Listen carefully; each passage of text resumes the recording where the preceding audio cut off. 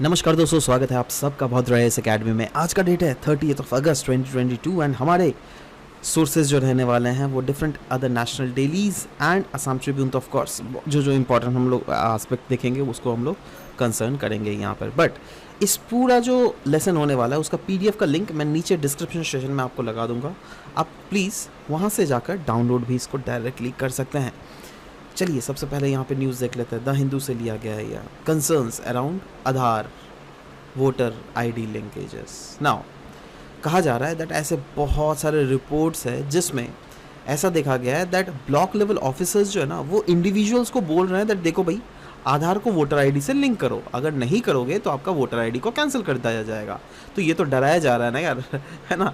उसी के रिलेटेड ये न्यूज़ है दैट क्या ये मतलब कितना हद तक ये फैक्ट सही है दैट हाँ अगर आप वोटर आईडी से आधार को लिंक करेंगे तो वो काम करेगा या नहीं करेगा। चलो उसी के बारे में हम लोग यहाँ पर डिस्कस करते हैं। कहा जा रहा है there is a need for linking Aadhaar with voter ID.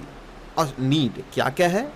पहली बात तो इलेक्शन कमीशन के रिलेटेड, क्योंकि अगर इसको लिंक कर दिया गया ना तो इलेक्शन कमीशन के लिए इजी इसलिए हो जाएगा क्योंकि इलेक्शन कमीशन डिफरेंट वोटर्स के रिकॉर्ड्स को प्रॉपरली अपडेटेड और एक्यूरेट रिकॉर्ड्स उनके पास रहेंगे।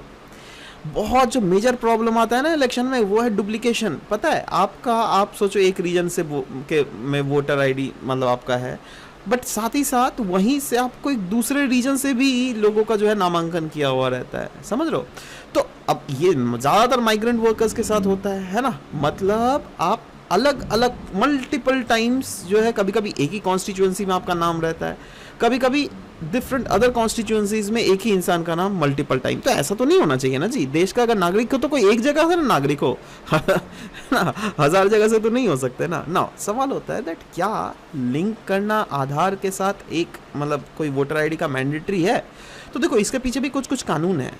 रिसेंटली 2001 में इलेक्शन लॉज अमेंडमेंट एक्ट लाया गया था जिसके तहत representation of people act 1950 and 1951 में भी कुछ कुछ संशोधन की गई थी, है ना।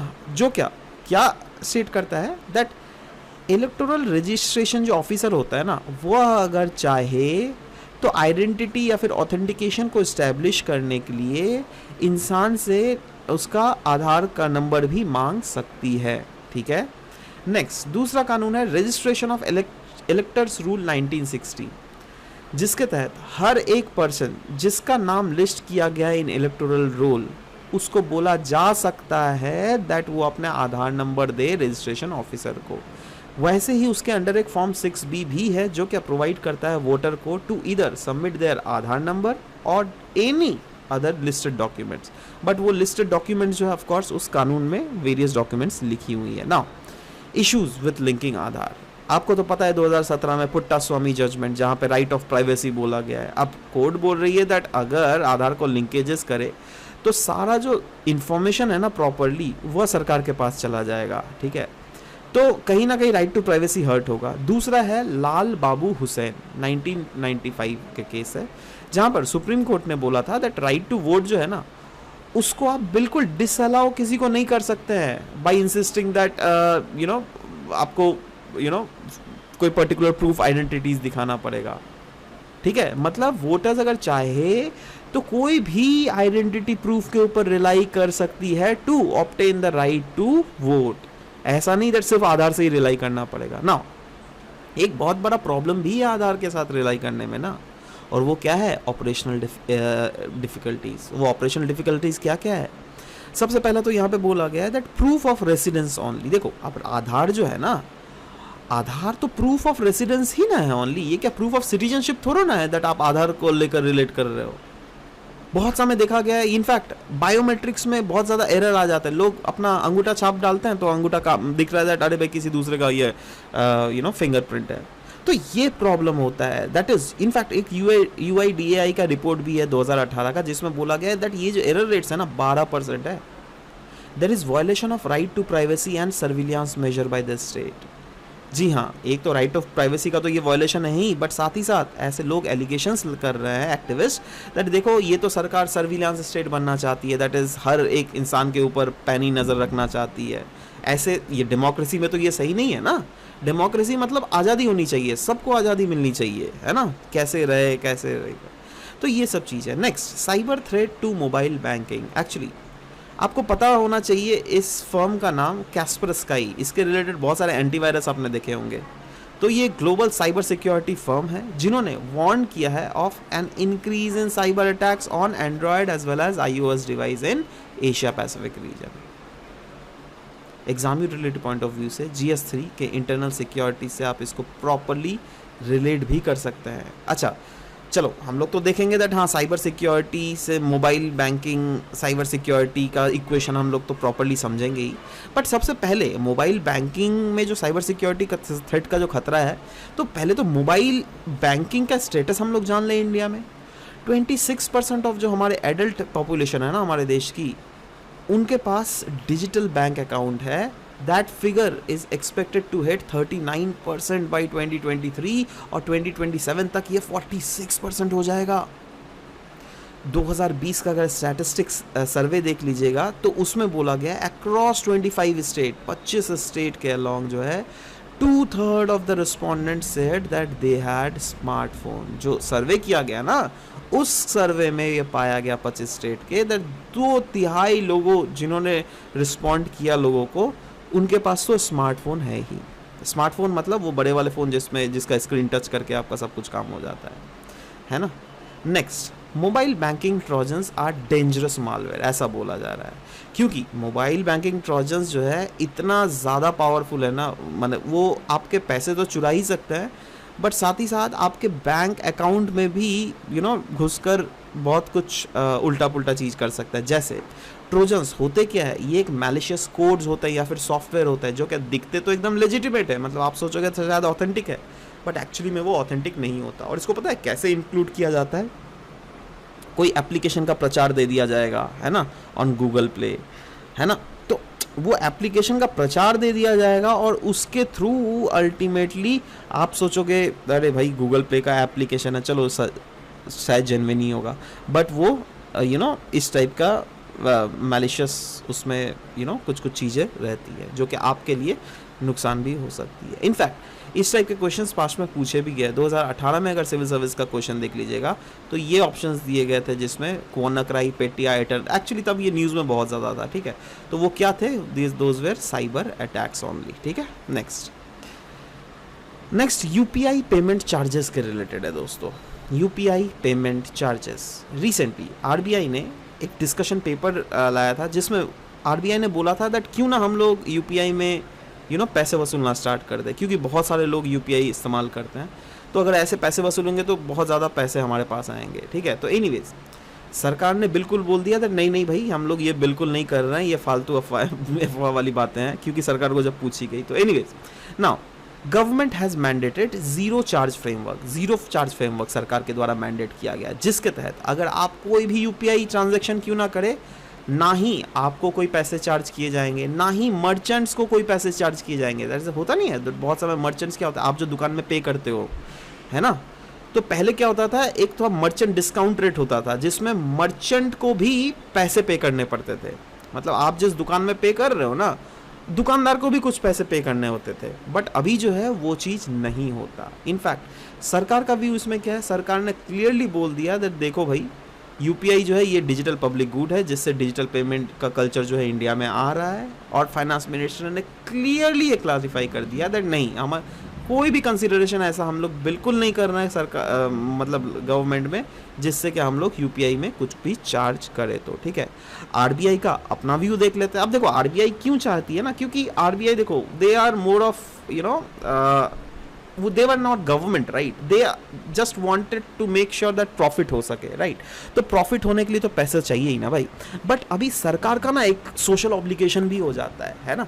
अगर आप सरकार में रह रहे हो ना तो आपका सोशल ऑब्लिगेशन है दैट हम अगर पैसे चार्ज कर रहे हैं तो इसमें तो middle class, lower middle class, गरीब लोग आ जाते हैं, है ना, तो वो लोग तो नहीं कर पाएंगे। तो यही सब चीज़ है। RBI का व्यू क्या है, RBI व्यू करती है that subsidy on these payments may have to be withdrawn as digital payment increases, thus increasing the subsidy burden. मतलब अभी क्या है ना दैट अगर ये तो काइंड ऑफ सब्सिडी ही ना है, अगर सरकार आपसे चार्ज पैसे नहीं कर रही है, अगर सरकार मर्चेंट से पैसे नहीं कर रही है, मतलब सरकार वो जो चार्जेस लग रहा है अपने पॉकेट से दे रही है, तो ये है क्या भाई, ये काइंड ऑफ सब्सिडी ही ना सरकार प्रोवाइड कर रही है।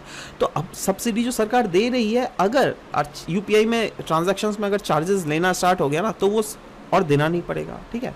RBI has asked stakeholders if the merchant discount rate, a fee paid by merchants to acquire banks, should be brought back for UPI transactions or not. ये RBI ने बोला है that क्या हम लोग मर्चेंट डिस्काउंट रेट को लाया जा सकता है, क्योंकि अगेन जो भी पेमेंट इंडस्ट्रीज है सब कोई डिमांड कर रही है that please merchant discount rate लाइए, है ना, इससे काफ़ी ज़्यादा हमें फ़ायदा होगा ना। सवाल होता है दैट अगर चार्जेस हम लोग लेते हैं यूपीआई के पेमेंट्स में या फिर मर्चेंट डिस्काउंट रेट में, तो इससे फ़ायदा क्या होगा। तो देखो, एक तो ये बूस्ट करेगा हमारा पेमेंट सिस्टम, क्योंकि ज़्यादा से ज़्यादा प्राइवेट इन्वेस्टर्स जो है वो आएंगे, right. It will save government का finance on subsidies as well. In fact government ने एलोकेट किया है ₹200 crore for reimbursement of charges towards RuPay debit card and UPI transactions, ठीक है, तो उसमें भी फ़ायदा होगा। बट इसके साथ साथ कुछ डीमेरिट्स भी हैं, that is it will discourage booming UPI transactions by citizens. ये डैम्पन करेगा कहीं ना कहीं digital ecosystem based on UPI या फिर मर्चेंट डिस्काउंट रेट, क्योंकि अभी ये सब चीज़ें हो रही है, राइट। अगर कल को सोचो आपको चार्ज लेने गया तो क्या मैं तो करना ही बंद कर दूंगा, है ना। उससे अच्छा अगर एक लेवल से अगर ज़्यादा ले तो, है ना, देखो ठीक है, कुछ पैसे अगर ले रहे हैं दैट इज़ फाइन, है ना, we can afford that. But आप खुद सोचो ना, अगर 100 रुपये में अगर आपके 1 रुपये काट ले रहे हैं ना, इसका मतलब आप खुद सोचो 1000 रुपये में 10 रुपये काटेंगे, 10,000 रुपये में 100 रुपये कट जाएंगे। मजाक बात नहीं है, ये बहुत पैसे हैं वो। अगर 100 में 1% चार्ज कर ले तो, और ये तो मैं छोटा बोला, अगर इससे ज़्यादा कर ले तब तो बहुत ज़्यादा पैसे। तो again people will discourage and people will be discourage. जहाँ पे इनकरेज किया जा रहा है, अरे भाई ज़्यादा से ज़्यादा ऑनलाइन पेमेंट करो, ऑनलाइन पेमेंट करो, ऑनलाइन पेमेंट करो, वहीं पर लोगों को डिस्करेजमेंट मिलेगी इससे, ठीक है। एनीवेज आगे बढ़ते हैं। PIB का यह न्यूज़ है regarding meet the champion initiative. प्रधानमंत्री मोदी जी का द्वारा ये इनिशिएटिव किया गया ओवर द 25 सिटीज़, जिसके तहत क्या होगा ना, जैसे कोई भी चैंपियन, सोचो नीरज चोपड़ा जैसे, है ना, तो ऑफ कोर्स जैवलिन थ्रो में he is a master, right, so he is a champion on that, right. So वो क्या करेंगे दैट आपका जाकर स्पोर्ट्स डे के दिन he will visit near by school, वहाँ पे वो अपने एक्सपीरियंसेस शेयर करेंगे, लाइफ लेसन्स शेयर करेंगे, टिप्स देंगे बच्चों को दैट क्या क्या खाना चाहिए, आप भी हमारे तरह कैसे बन सकते हैं। मतलब ओवरऑल इंस्पिरेशन प्रोवाइड किया जाएगा काइंड ऑफ, राइट, क्योंकि ये इंस्पिरेशन अगर प्रोवाइड किया जाएगा तो of course in future there is high probability that okay, जैसे होता नहीं है बहुत समय बच्चे अपने छोटे समय में IAS ऑफिसर को देखकर इंस्पायर होकर IAS ऑफिसर बनता है, तो वैसे ही इनको देखकर भी इंस्पायर होकर अल्टीमेटली स्पोर्ट्स में भी बच्चे आएंगे, ठीक है। नेक्स्ट, स्मृति वन मेमोरियल बहुत ज़्यादा न्यूज़ में इसीलिए है क्योंकि नरेंद्र मोदी जी ने इनॉग्रेट किया है इस स्मृति वन मेमोरियल को, है ना, और ये बेसिकली गुजरात के कच्छ रीजन में है। ये वन मेमोरियल इसलिए बनाया गया ना क्योंकि ये सेलिब्रेट करता है करेज जो क्या शो किया गया था लोगों के द्वारा जब 2001 का डिवास्टेटिंग अर्थक्वेक वहाँ पर आया था। एनीवेज, अब ये वन इसीलिए भी इतना ज़्यादा इंपॉर्टेंट है ना क्योंकि इसके आजू बाजू जो आपको जो भी फॉरेस्ट्री वेजिटेशंस लगाए गए हैं ना, पता है वो कौन से मेथड से लगाया गया है? Miyawaki method. मियावाकी मेथड जो है 2022 के UPSC CSE में ऑलरेडी क्वेश्चन भी आया था, है ना, दैट मियावाकी मेथड होता क्या है। सो मियावाकी मेथड के थ्रू बेसिकली ये प्लांटेशंस की गई थी and method involve planting 2 to 4 trees पर स्क्वायर मीटर, है ना, और ये ऐसे करके उगाया जाता है ना जिससे ये सेल्फ सस्टेन हो सके, ये सारे पेड़ पौधे उग सके। अब क्योंकि बहुत समय ऐसा होता है ना दैट अगर जो भी आप प्लांटेशन कर रहे हो कुछ पेड़ पौधे मर भी जाते हैं, बट यहाँ पे सस्टेनेबल वे के थ्रू मियावाकी मेथड के थ्रू बेसिकली हम लोग पेड़ पौधे उगाते हैं। नेक्स्ट, एक प्राइस के बारे में बात किया जा रहा है दोस्तों इस न्यूज़ में। UNESCO's Felix Houphouet बॉयगनी peace prize किसको दिया गया है? एंजेला मर्कर, बहुत ज़्यादा इंपॉर्टेंट फिगर है ये दुनिया में। ये फॉर्मर जर्मनी के चांसलर थी, ठीक है, and she is a woman. So yeah she won UNESCO का फेलिक्स होइट बॉयगनी प्राइज। किस लिए? क्योंकि आपको पता होना चाहिए दैट जब वेस्ट एशिया से बहुत ज़्यादा माइग्रेशन हो रहा था ना यूरोप में, तो यूरोप के हर एक कंट्रीज मना कर रहे थे, रेजिस्ट कर रहे थे, but she was the one जिन्होंने बोला देन नहीं, रेफ्यूजीज को घुसने दो हमारे देश में, ठीक है।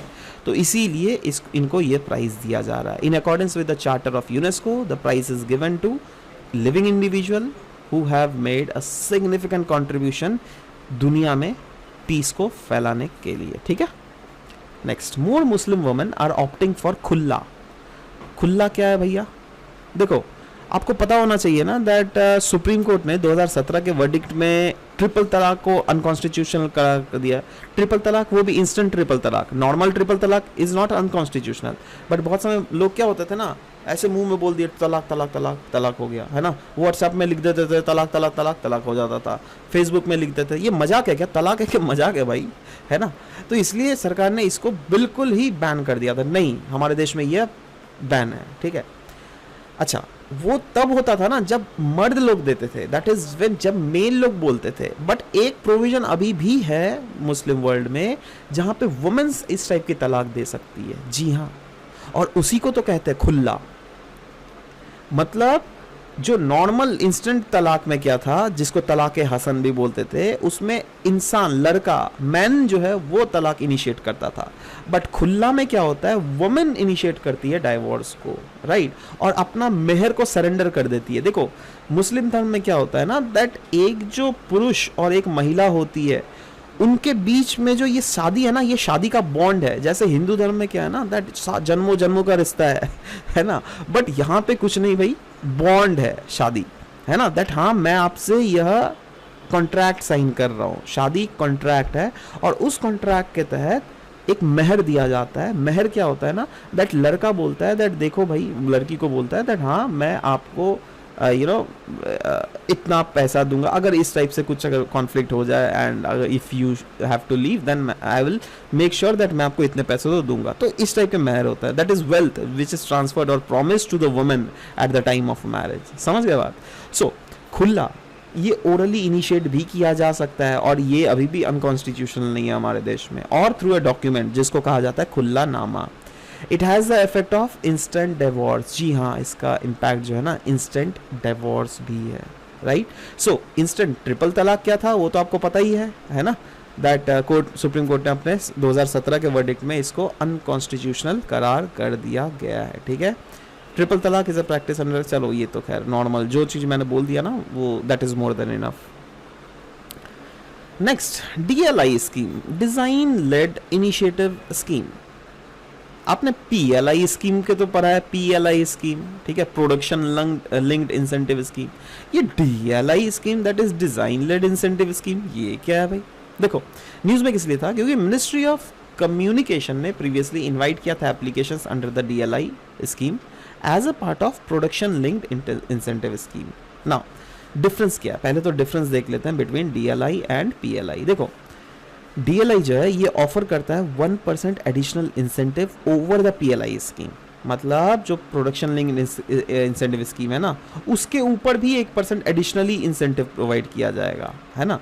और इसके तहत टेलीकॉम इक्विपमेंट मेकर्स को बोल दिया गया that देखो भाई, अगर आपको इसका फ़ायदा उठाना है एक्स्ट्रा 1% का, तो आपको मेक श्योर करना पड़ेगा दैट 50% जो प्रोडक्ट, जो कंपोनेंट आप यूज़ कर रहे हो अपने देश में, मतलब अपने प्रोडक्ट में, वो मेक इन इंडिया होना चाहिए, है ना। अगर वो मेड इन इंडिया तब हम उसको देंगे। PLI स्कीम को आपके बारे में अगर डिस्कस करूं तो PLI 2020 में लॉन्च किया गया था, जिसके तहत प्रोडक्शन लिंक्ड इंसेंटिव स्कीम, मतलब कोई भी अगर डोमेस्टिक मैन्युफैक्चरर है तो मेक श्योर किया जाएगा उन लोगों को इस टाइप के इंसेंटिव स्कीम दिया जाए, जिससे क्या वो ज़्यादा से ज़्यादा चीज़ों को प्रोड्यूस कर सके, ठीक है। प्रोडक्शन लिंक्ड इंसेंटिव, जितना प्रोड्यूस करोगे उससे आपका लिंक रहेगा इंसेंटिव, राइट। जैसे इलेक्ट्रॉनिक सेक्टर अगर हम ले लें, ठीक है, तो स्कीम एक्सटेंड करता है incentive of 4 to 6% of incremental sale over the base year. मतलब एक बेस ईयर अगर मैं मान लूँ आपका 2019, राइट, तो 2019 बेस ईयर के मुताबिक आप 2021 में 2022 में कितना सेल कर रहे हो, दैट इज व्हाट इज, ठीक है। सो फार गवर्नमेंट ने अनाउंस किया PLI स्कीम 14 सेक्टर्स के लिए, जिसमें ऑटो सेक्टर है, इलेक्ट्रॉनिक सेक्टर है, टेलीकॉम सेक्टर है, फार्मा सेक्टर है, सोलर सेक्टर है, मेटल सेक्टर है, mining, textile, white goods, drones, advance chemistry, cell batteries, तो ये सब चीज़ें। Next, identifying a forest. Recently एक टसल हमें देखने को मिला between ministry of environment forest and climate change और छत्तीसगढ़ गवर्नमेंट में over the transfer of land from its forest to the revenue department. Now अभी हुआ क्या है, देखो सेंटर ने क्या बोला, दैट देखो भाई कोई भी अगर अनडिमार्केटेड प्रोटेक्टेड फॉरेस्ट है उसको आप बिल्कुल यूज नहीं कर सकते हो नॉन फॉरेस्ट पर्पसेस के लिए, और ये कानून में that is forest conservation act of 1980 में क्लियरली लिखा हुआ है। अब स्टेट क्या बोल रही है, देखो हमने जो ट्रांसफर किया है ना लैंड, वो तो फॉरेस्ट लैंड है ही नहीं, है ना। तो सवाल होता है लीगल प्रोविजंस देख लेते हैं हम लोग, हमारे लिए लीगल प्रोविजंस ही खत्म है, ये झगड़ा में हम लोग को पढ़ना नहीं है। एनीवेज लीगल प्रोविजंस, स्टेट का ये पावर है, कोई भी स्टेट गवर्नमेंट का ये पावर होता है दैट वो कोई भी लैंड को डिफाइन कर सकता है एज अ फॉरेस्ट, जो क्या पहले क्लासिफाई नहीं किया गया था कोई भी सेंटर या फिर कोई भी स्टेट रिकॉर्ड में। और ये कैसे कर सकता है, आप देख लीजिए सुप्रीम कोर्ट का वर्डिक्ट गोदावरमन केस ऑफ 1996 में, उसमें भी यही चीज बोला गया है ना। मोर ओवर फॉरेस्ट अगर देख लीजिएगा कंकरेंट लिस्ट में आता है, मतलब केंद्र सरकार, राज्य सरकार that is central and state government दोनों एक्शंस ले सकती है, ठीक है। जुरिडिक्शन ओवर फॉरेस्ट अगर जुरिडिक्शन देख लीजिएगा तो फॉरेस्ट डिपार्टमेंट ऑफ स्टेट की अगर बात करें, reserve forest on protected forest की यहाँ पे बात की जा रही है, ठीक है। मतलब फॉरेस्ट डिपार्टमेंट कोई भी स्टेट का जो है कोई भी रीजन को रिजर्व फॉरेस्ट या फिर प्रोटेक्टेड फॉरेस्ट घोषित कर सकती है। एंड रिजर्व फॉरेस्ट पे क्या होता है, nothing is allowed unless specified by the government. Protected forest में क्या होता है, everything is allowed unless specified, ठीक है। तो ये जस्ट छोटा सा डिफरेंस है रिजर्व फॉरेस्ट और प्रोटेक्टेड फॉरेस्ट में। रेवेन्यू डिपार्टमेंट अगर स्टेट का देख लीजिए दैट इज विलेज और नगर पालिका फॉरेस्ट, तो इनका जो है जुरिडिक्शन उनके ऊपर रहता है, ठीक है। इंडिया का INDC that is intended nationally determined contribution के टारगेट के बारे में यहाँ पे बात किया जा रहा है। क्यों, क्योंकि इंडिया ने फॉर्मली सबमिट किया है अपना updated intended national determined contribution, किसको, United Nations Framework Convention on Climate Change को। नाउ इंडिया का अगर इंटेंडेड नेशनल डिटरमाइंड कंट्रीब्यूशन देख ले तो हमारा मेन एम यही है दैट 2030 तक हमें ये सबको अचीव करना है। ओरिजिनल टारगेट क्या था, ओरिजिनल टारगेट ये था दैट 40% ऑफ जो इंस्टॉल्ड कैपेसिटी होगा फॉर इलेक्ट्रिसिटी वो नॉन फॉसिल फ्यूल सोर्सेज से होना चाहिए।